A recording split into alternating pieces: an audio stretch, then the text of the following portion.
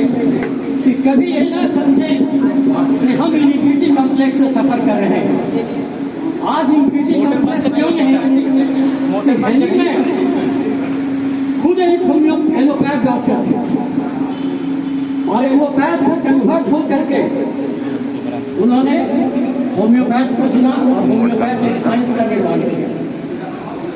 शायद हैनीमैन को हम लोग तो नहीं जानते हैं, विश्वास भी हो सकता है कि नहीं कर रहे हैं, मगर हम इंडिया के अंदर कुछ ऐसे महान हस्तियों का नाम बताने जा रहा हूं जिन्होंने एलोपैथ होने के बावजूद होम्योपैथ का दामन थामा। मैं पहला नाम लेने जा रहा हूं डॉक्टर महेंद्र लाल सरकार। डॉक्टर महेंद्र लाल सरकार ब्रिटिश गवर्नमेंट के अंदर MBBS के एक अच्छे पद पर थे और उस समय डॉक्टर राजेंद्र लाल दत्ता होम्योपैथिक प्रैक्टिस कर रहे थे इंडिया में पहला। ब्रिटिश गवर्नमेंट ने कहा कि राजेंद्र लाल दत्ता जो प्रैक्टिस कर रहा है उस पर निगाह रखो, वो क्या करना चाहता है। और 2 महीने के बाद हम एक कॉन्फ्रेंस रखना चाहता हूं जिसमें महेंद्र लाल सरकार को बोलना था इंडिया गवर्नमेंट के तरफ, ब्रिटिश गवर्नमेंट के तरफ, उस समय ब्रिटिश गवर्नमेंट की शासन चल रही थी, कि होम्योपैथी के विरुद्ध एक ऐसा शब्द का यूज करो कि होम्योपैथी को हमको बैंड कर देना पड़ेगा। महेंद्र लाल सरकार की जब आई जरूरत, जब स्टेटमेंट देना शुरू किया तो महेंद्र लाल सरकार ने एक शब्द कहा ब्रिटिश गवर्नमेंट के सामने कि आने वाला समय होम्योपैथ का होगा, और उसी वक्त में ब्रिटिश गवर्नमेंट ने उसके पद से उसको हटा दिया। ये था हमारे महेंद्र लाल सरकार के अंदर। और इंडिया के अंदर पहला कन्वर्टेड होम्योपैथ अगर बना तो बना कौन बना? डॉक्टर महेंद्र लाल सरकार। दूसरी चीज बताना चाहता हूँ, आप लोग नर्वस होते हैं कि हम होम्योपैथ करके एलोपैथ करते हैं। एलोपैथ का मांग कर रहा है लोग कि हमको अनुमति दिया जाए कि हम एलोपैथिक करें। मैं उन हस्तियों का नाम बता रहा हूँ जो एलोपैथ के बहुत अच्छे पद को छोड़ करके हमारे साइंस के अंदर आया है। डॉक्टर JN मजूमदार, कलकत्ता का नील रतन सरकार बहुत नामी कॉलेज है, मेडिकल कॉलेज, होम्योपैथिक नहीं एलोपैथ का। और सर्जरी का हेड ऑफ डिपार्टमेंट थे डॉक्टर JN मजूमदार। उन्होंने सर्जरी का हेड ऑफ डिपार्टमेंट होने के बावजूद भी सारे एलोपैथिक प्रैक्टिस को छोड़ दिए और छोड़ने के बाद वो कन्वर्ट होकर करके एक होम्योपैथ बने। सोचो कौन होम्योपैथ बनने के लिए कहेगा? तीसरा नाम जो रिसेंट में हुआ है मैं बताता हूँ, यशवंत पाटिल की माँ बहुत बीमार थी और इतनी बीमार थी कि बचने की स्थिति नहीं थी। उसका जो नर्सिंग होम था बहुत वेल डेवलप्ड था, ICU वगैरह सारा इंतजाम था।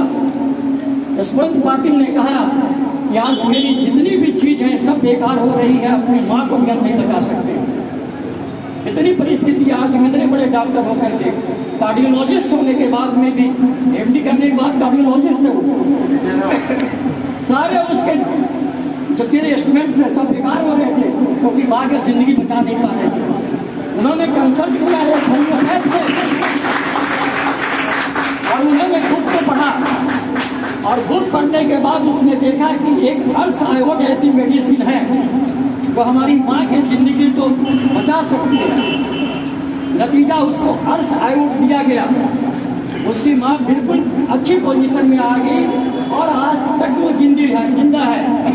अब सोचिए एक महान डॉक्टर जो कार्डियोलॉजिस्ट है वो अपने नर्सिंग होम को पूरी तरह से खत्म करके पूरे होम्योपैथिक प्रैक्टिस करना शुरू कर दिया। यह है हमारी होम्योपैथी की खासियत। तो हम जो रास्ता भटक रहे हैं, हमको रास्ता नहीं भटकना चाहिए।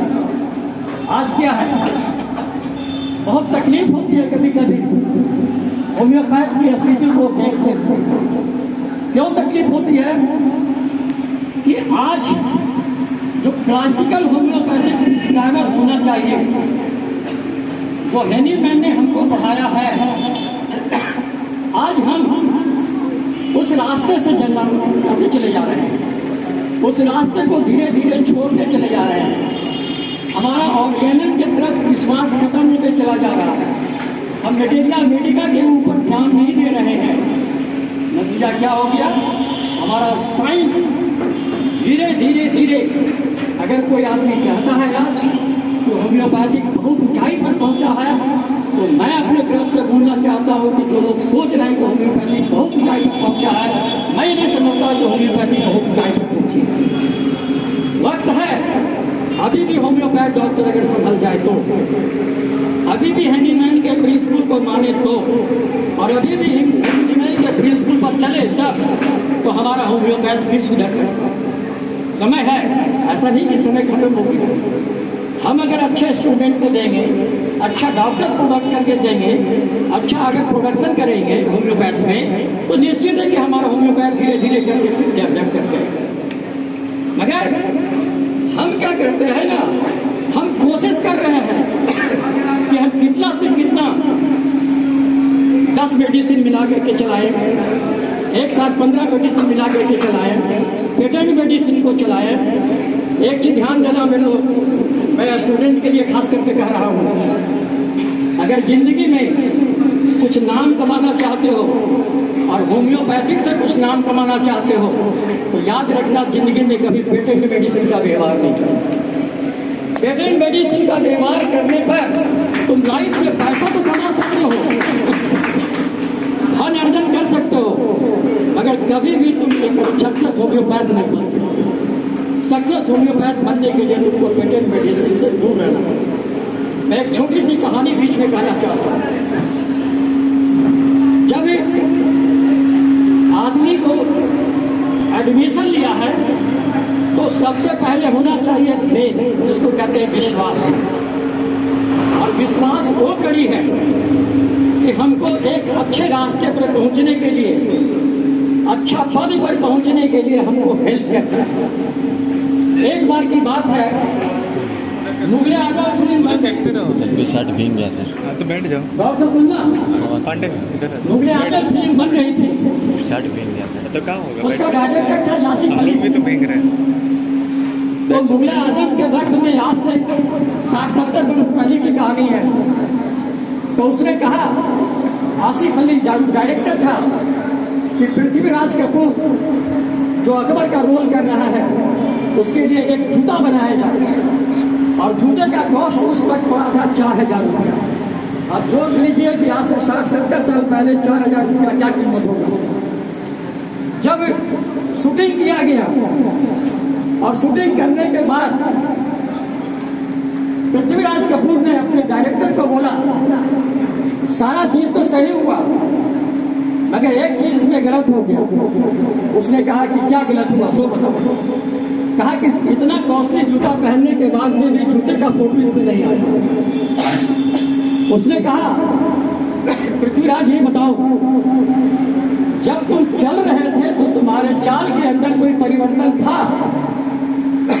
उसने कहा कि हाँ, ये अनुभव हो रही थी भीतर से कि हम 4000 जूता पहन करके चल रहे हैं, ये अनुभव हो रहा था।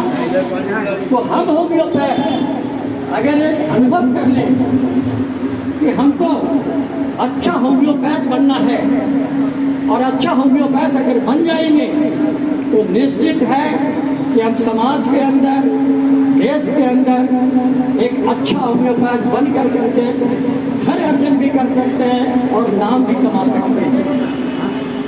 मैं छोटी छोटी कहानियों के द्वारा ही बताना चाहता हूँ। मैं आज पढ़ाई की बात कुछ नहीं कर रहा हूँ, मैं सिर्फ एक मोटिवेट कर रहा हूँ कि आप होम्योपैथ बने। मेरा यही निवेदन है कि आप होम्योपैथ बने। एक बार की बात है, आइंस्टाइन का नाम तो आपने सुना होगा। आइंस्टाइन का एक ड्राइवर था जो हमेशा ही आइंस्टाइन के साथ चलता था। संगति का क्या असर पड़ता है वो मैं बताने जा रहा हूँ, क्योंकि संगति एक ऐसी चीज है। हम सारे स्टूडेंट से ये निवेदन कर रहा हूँ कि अपनी संगति, अपनी जो संगति करने का मतलब आप होम्योपैथ से भी जुटे, अच्छे होम्योपैथ से जुटे, जिससे कुछ सीखने का मौका मिले, न कि जो खुद गलत कर रहा है वो आपको क्या सिखा सकता है। तो आइंस्टाइन का ड्राइवर ने कहा कि आइंस्टाइन से सर आप जो लेक्चर देते हैं उस लेक्चर को मैं बहुत बोल सकता हूँ, सारी चीज हमको याद हो जाती है। आइंस्टाइन भी बहुत अच्छी महसूस किया। तो आइंस्टाइन ने कहा कि देखो आज मैं जिस जगह लेक्चर देने जा रहा हूँ वहां पर आइंस्टाइन को कोई नहीं पहचानता। चलो आज तुम लेक्चर दे दो मेरी जगह। तो ड्राइवर के सीट पर आइंस्टाइन बैठ गया और आइंस्टाइन के सीट पर ड्राइवर बैठ गया। जब लेक्चर शुरू हुआ तो आइंस्टाइन का ड्राइवर क्या स्टूडेंट जाकर के लेक्चर देना कोई करने वाला है बहुत अच्छा ढंग से लेक्चर दे रहा था। यहाँ पे यहाँ बहुत अच्छे ढंग से लेक्चर अरे दे इस पे रहा रखो ना, इस पे। था। आइंस्टाइन को ये तजुर्बा हुआ कि इतना अच्छा लेक्चर वो कैसे दे पा रहा है। मगर उसी बीच एक ऑडियंस ने कुछ प्रश्न कर दिया लाइफ के ऊपर। आइंस्टाइन सोचा कि अब तो यह फंस गया, अगर ड्राइवर को निकलने का मौका कहीं नहीं। देव का पीछे उसका ड्राइवर ने कहा कि इतनी छोटी सी बात आप हमसे पूछ रहे हैं। हमारा ड्राइवर बैठा हुआ वो जवाब देते। ड्राइवर के जगह पर आइंस्टाइन बैठा हुआ था। वो आइंस्टाइन उठ करके माइक के पास आ गया और उसने जवाब दे दिया।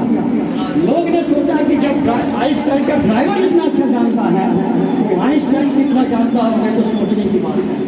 लेकिन असर कहाँ से आएगा? असर संगति से। संगति का भी असर हमारे मन और मस्तिष्क के ऊपर पड़ता है, समाज पर भी पड़ता है। एक और कहानी का मैं कह रहा हूँ कि हर एक आदमी को कहाँ बैठना चाहिए, कहाँ रहना चाहिए, कैसे रहना चाहिए, ये परिस्थिति के ऊपर भी निर्भर करती है कि हम कहाँ पर हमारा वैल्यू बढ़ेगा और कहाँ हमारा वैल्यू कमेगा।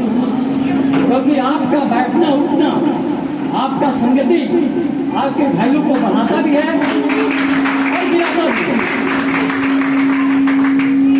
एक छोटी सी बात, जब एक पानी का बोतल आप लेते हैं तो पानी का बोतल जो होता है अगर गोदाम में रखा रहता है तो उसकी कीमत होती है 8 रुपये। वही पानी का बोतल अगर दुकान में जाता है और फ्रिज में रखाता है तो कीमत हो जाती है 15 रुपया। वही पानी का बोतल अगर 3 स्टार 5 स्टार होटल में जाता है तो उसकी कीमत हो जाती है 50 रुपया। और सेम पानी का बोतल अगर एयरपोर्ट पर पहुंचता है तो उसकी कीमत हो जाती है 100 रुपया। पानी वही है, बोतल वही है, स्थान से बदल रही है। अपने स्थान को बदलने की कोशिश करिए, अपने जगह को बदलने की कोशिश करिए, अपने सोचिए कि हमको किसके साथ रहना है, कहाँ क्या सीखना है। निश्चित ही मानिए कि आपका वैल्यू बढ़ेगा। आज होम्योपैथिक पर बहुत कुछ बातें कहने की है, मगर सोच समझ के कहना पड़ता है कि तो विरोधी भी बहुत है और सपोर्टर भी बहुत होते हैं। क्योंकि अगर सारा चीज बोलेंगे तो वो दिक्कत भी हो जा सकती है। मैं पढ़ने का एक तरीका बता रहा हूँ, मैंने अपने लाइफ में जो सीखा। शायद जिस समय मैं पास करके निकला था उस समय तुम लोग शायद मेरे कोई भी स्टूडेंट पैदा नहीं हो। 78 में हमने पास किया और किसी का बर्थडे 78 में पहले ही पास करेंगे, सब तो आदमी होता है। क्योंकि 78 में मैंने किया और भी 78 में कलकत्ता हुई मेडिकल से कॉलेज से किया। हम जब पढ़ते थे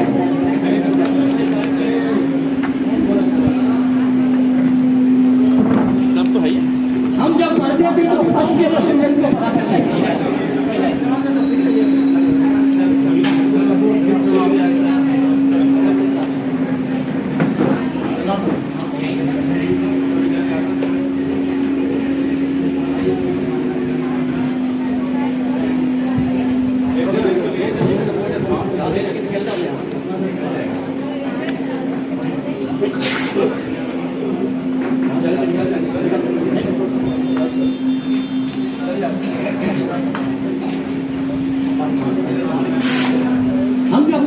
फर्स्ट ईयर में तो फर्स्ट ईयर को पढ़ाते थे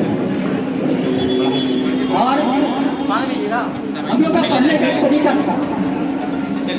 जबकि वहाँ पर बंगालियों को ग्रुप चलता था, तो हम लोग कुछ गर्ल्स स्टूडेंट और बॉयज स्टूडेंट का एक ग्रुप बना लिए थे और उसको कहते थे कि देखो कल तुम इस मेडिसिन को पढ़ करके आना या ऑर्गेनाइज को पढ़ करके आना।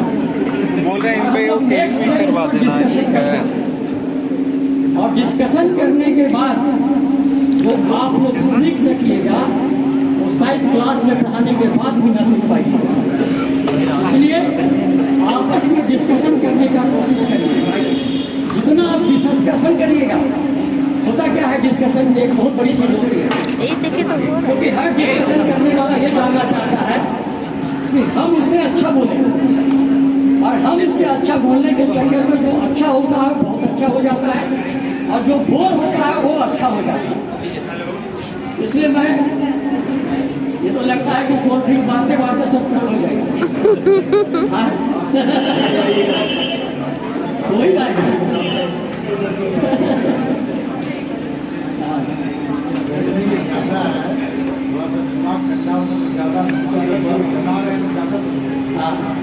तो मेरा कहने का तात्पर्य है, और खास करके स्टूडेंट को, टीचर को नहीं, क्योंकि टीचर तो नहीं संभाल सकेंगे जो मैं कहना चाह रहा हूँ।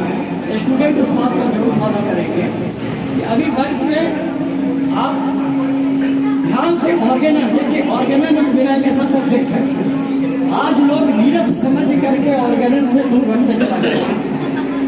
मगर मैं दावे के साथ कह रहा हूँ, शांत हो जाना, अरे कोल्ड ड्रिंक मिल जाएगा, घबरा नहीं। मैं दावे के साथ कह रहा हूँ कि जब तक ऑर्गेनल तुम अच्छा से नहीं पढ़ोगे, जिंदगी में एक भी केस तुम कभी आराम नहीं कर सकते। जिंदगी में एक केस में आराम नहीं होता। तो आराम करना पहले से करना अलग है, कॉपी करना अलग है, योग नहीं करना। योग करने के लिए तुमको ऑर्गेनल के पास आना पड़ेगा। बात में अभी मेरा जस्ट फोन आया हुआ था एक लखनऊ का एक पेशेंट, लखनऊ का एक पेशेंट है, 22 महीने की उसकी बच्ची।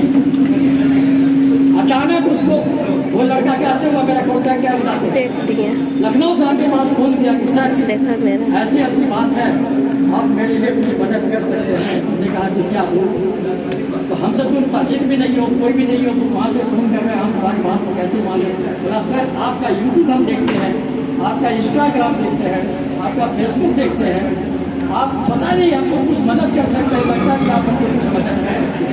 हमने कहा बताओ। उसका नाम था अख्तर सिद्दीकी। अभी भी उसका फोन आया था, उसकी वाइफ गिर गई है उसने। तो हमने पूछा कि अच्छा बताओ क्या हुआ। मेरी 22 महीने की बच्ची है। होम्योपैथी का हम चमत्कार बता रहे हैं। होम्योपैथी में क्या चमत्कार होती है। 22 महीने की बच्ची है सर, सडन फीवर आया, हमने उसको पैरासीटामोल दे दिया। पैरासीटामोल देने के बाद में क्या हुआ, बुखार उतर गया सर, मगर उसकी पेशाब बंद हो गई और 10 दिनों से वो पेशाब नहीं कर रही है। कैथेटर देकर के पेशाब को उतारा जा रहा है। लखनऊ के जिसमें भी रिनॉन फिजिशियन है, सारा जांच कर लिया और सारा जांच करने के बावजूद भी कोई फाइंडिंग नहीं मिला। मैं कहा मैं तो उसका वीडियो सुना दूंगा, मेरे पास उसका वीडियो है बना हुआ जो मेरे पास भेजा है।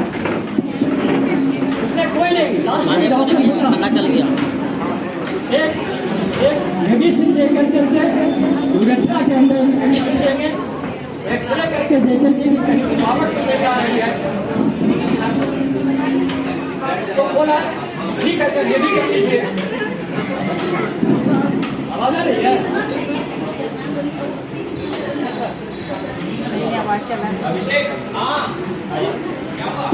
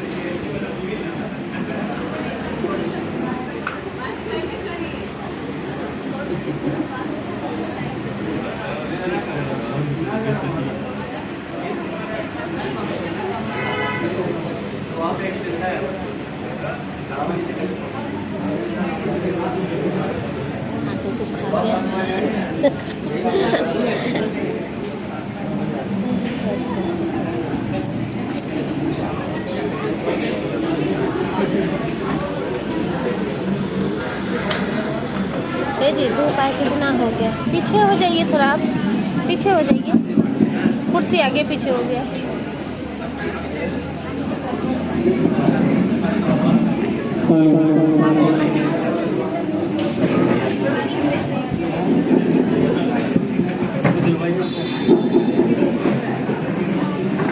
उसने कहा कि आप मेरी मदद करिए। हमने कहा कि ठीक है, बताओ क्या पूरी हिस्ट्री बताओ। पूरा हिस्ट्री जो हमने बताया वो हिस्ट्री बता दिया उसने। ये फीवर लगने के बाद ऐसी ऐसी हालत हुई थी, 10 दिन हो गया, नॉर्मल यूरिन नहीं हो रहा है, कैथेटर देकर यूरिन को निकाल रहे। हमने कहा कि एक काम करो, इसकी मम्मी से थोड़ी देर हमको बात करा दो। उसकी मम्मी से हमने थोड़ी देर बात की। मम्मी से बात करने के बाद हमने प्रेगनेंसी पीरियड का कुछ हिस्ट्री लिया उससे, और प्रेगनेंसी पीरियड के हिस्ट्री लेने के बाद हमने कहा कि डॉक्टर ये काम करो, इसको मेडोविनम 200 एक खुराक दे दो। और मेडोविनम 200 एक खुराक दिया गया। अगर बिलीव नहीं हो तो पेशेंट का नंबर दे देंगे, बात कर लेंगे। पेशेंट का नंबर अभी भी है मेरे पास, कहोगे तो तुरंत दे देंगे। मेडोविनम देने के बाद 12 घंटा के बाद कभी पेशाब नहीं हुआ उसके। फिर हॉस्पिटल ले जाने की बात हुई, तो जब ही हॉस्पिटल ले जाने की तैयारी किया उसको नॉर्मल पेशाब हो गया। और फिर उसके बाद जो नॉर्मल हुआ, आज लगभग 1 महीने होने जा रहा है, बिल्कुल नॉर्मल पेशाब कर रही है। दूसरा डोज मेडिसिन देने की जरूरत नहीं। ये सिंगल डोज की मैं कमाल बता रहा हूँ कि होम्योपैथिक में सिंगल डोज की कितनी कमाल होती है। ये है हमारा होम्योपैथ।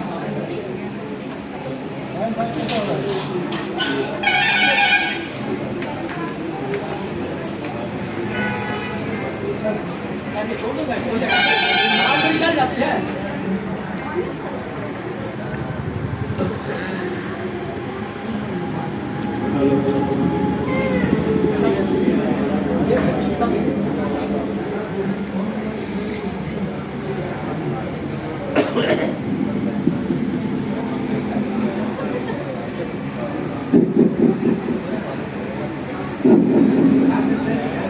दूसरी चीज, सिर्फ होम्योपैथी के बारे में आपको बता रहा हूँ।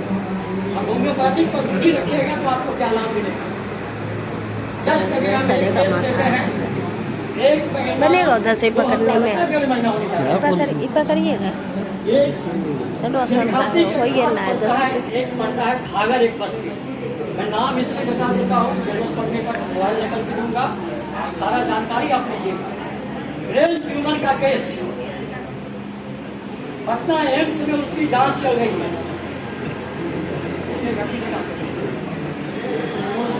आवाज चल जाती है ना,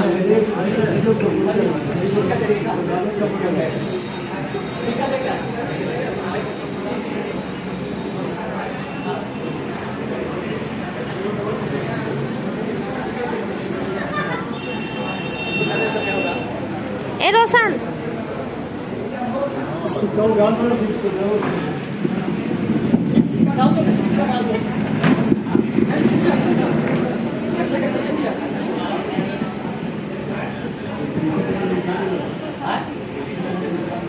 प्रेगनेंसी पीरियड में उसकी हिस्ट्री हमने पूछा, वो सारी चीज बताने पाते थे। हमने पूछा कि अच्छा उस समय आप क्या खाना पसंद करते थे? बोली कि मीठा खाना पसंद करते। पूछा कि ये बच्ची सोती है कौन कर पड़ी? वो कहीं कि पेट के बल ज्यादा सोती है। 3-4 चीज हमको पता पड़ने के बाद मैं लगा कि ये ज्यादा मेडोविनम की तरह, और हमने मेडोविनम प्रिस्क्रिप्शन कर दिया। अगर यूट्यूब पे देखना चाहते हैं तो निकाल करके देख लीजिएगा, इंटरव्यू मेरा आया यूट्यूब पे मिल जाएगा मेरा। आप मेरा यूट्यूब खोलिए, कल्याण स्वरूप के नाम से देखिए, मोर देन 100 यूट्यूब पर मेरा लेक्चर चल रहा है। अगर इंस्टाग्राम में देखना चाहते हैं तो इंस्टाग्राम में मेरा देखिए, और फेसबुक पर तो मेरा कभी न कभी डेली कुछ न कुछ लिखा हुआ था। ठीक है, छोड़िए, माइक का भरोसा नहीं करूँगा। इसलिए कहते हैं कि हमसे मोबाइल नंबर के साथ साथ पेशेंट का नंबर भी ले लीजिए, हम देने के लिए तैयार हैं। ये नहीं कि हम एक है बोल रहा हूँ, रफली बोल रहा हूँ, कि हम इसका प्रूफ नहीं दे सकता, प्रूफ के साथ। अभी जो हम देख रहे हैं सिरगाछी का पेशेंट देख रहे हैं, 9 साल का बच्चा, उसकी आवाज बिल्कुल बंद हो गई थी, कोई आवाज नहीं था। हाथ की अंगुली और पैर की अंगुली ऐसे हो गई थी, पूरी फोल्ड कर गई थी। बच्चा अगर लेफ्ट साइड सोया हुआ है तो राइट नहीं हो सकता है, और राइट अगर सोया हुआ तो लेफ्ट नहीं हो सकता। बच्चे की आंख की रोशनी खत्म है, आंख से बिल्कुल नहीं देख पाता है। और आज तक बच्चा अभी तक ट्रीटमेंट करने के बाद 1.5 महीने के बाद भी आंख में रोशनी उसकी नहीं आई। अगर अब 1.5 महीने के अंदर जो परिवर्तन हुआ वो मैं बताना चाहता हूँ। उसकी आवाज़ गुरु में आ चुकी है, गुरु में आवाज़ आ चुकी है। उसका वीडियो मिस बना देते हैं। उसका हाथ पैर की अंगुली बिल्कुल सीधा हो गया। लीजिए उसका जनरल जो उसका जो लुक था फेस का, फेस के लुक के अंदर बहुत ज़्यादा परिवर्तन आ गया।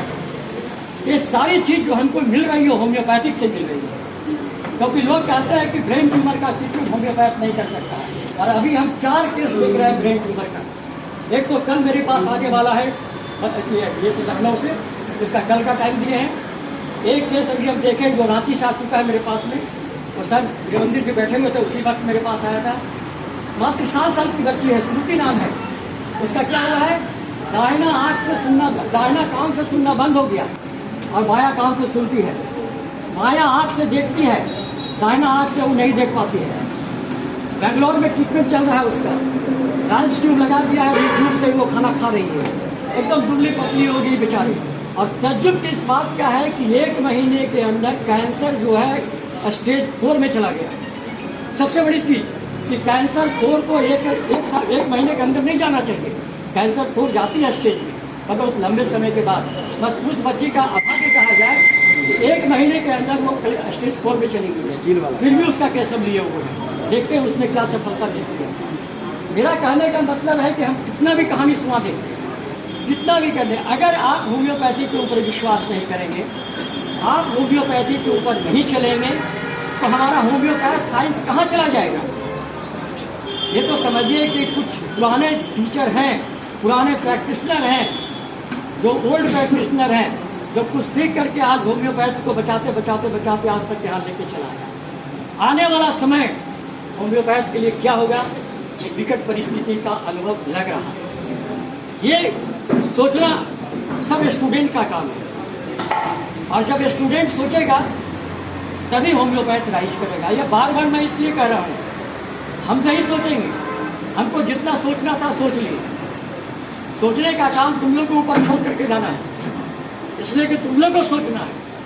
तो ऐसा नहीं समझो, जो केस चाहे वो सर्जिकल केस हो, चाहे वो फिजिशियन का केस हो, हम जितने अच्छे से हम उसको डील कर सकते हैं, जितने वो माइल्ड नेचर में, जैसे ऑर्गेनन के अंदर क्या कहा गया है, ऑर्गेनन का 2 अप्रैल पढ़िएगा। हाँ दुख आ गया, हाँ दुख आ गया बस। हाईएस्ट आइडियल ऑफ योर क्या लिखा है, rapid, gentle and permanent with restoration of the health and annihilation of the disease in the shortest most reliable and most harmless. Sorry sir, I am not able to. ये जो